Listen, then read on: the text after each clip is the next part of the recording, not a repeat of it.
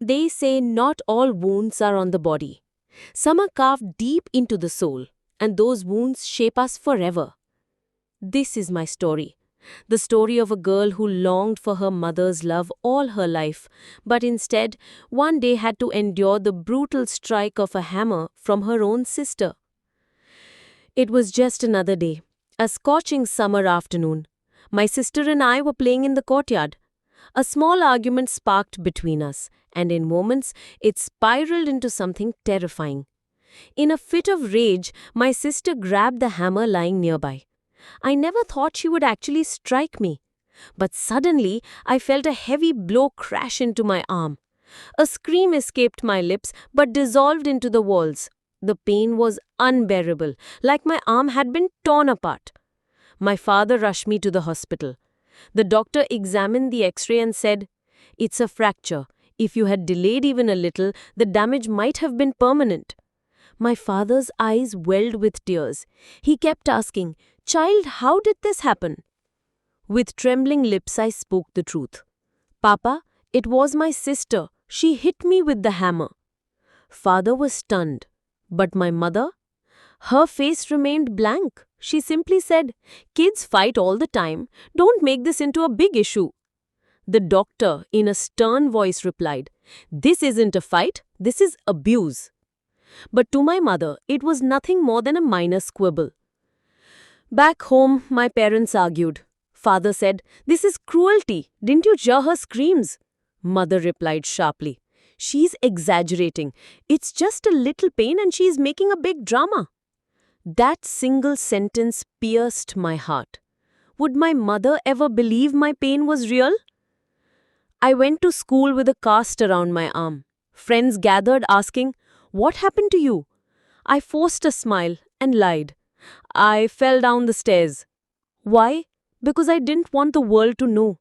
I didn't want to expose my mother's coldness. But inside, I was burning. At night, when everyone slept, I cried silently. I prayed, "Dear God, just once let my mother acknowledge my pain. Just once let her hold me close." But that moment never came. It was then that something inside me shifted. I whispered to myself, "If my mother won't stand with me, then I'll have to fight my battles alone." When the cast finally came off, I held my books tightly. I made a vow to myself that from now on, my life will prove my worth. My sister mocked me, laughing. "Yes, yes, you'll become some great scholar, a doctor, a genius."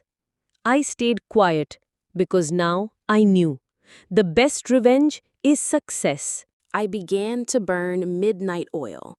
Nights were spent studying, days filled with notes. Whenever sleep pulled me down, my mother's words echoed, "Stop overreacting." That sentence became my weapon. Those very words kept me awake, kept me moving forward. Months later, results came. I had topped the class. My father's eyes sparkled with pride. "My daughter has done wonders." I melted into his arms, but inside, there was still an emptiness. I longed to hear my mother say, "I'm proud of you." Instead, she muttered, "Good, but don't get ahead of your sister." Her words felt like poison. Even my success had been turned into a competition. That was the day I decided I no longer need anyone's validation. My identity will be my hard work.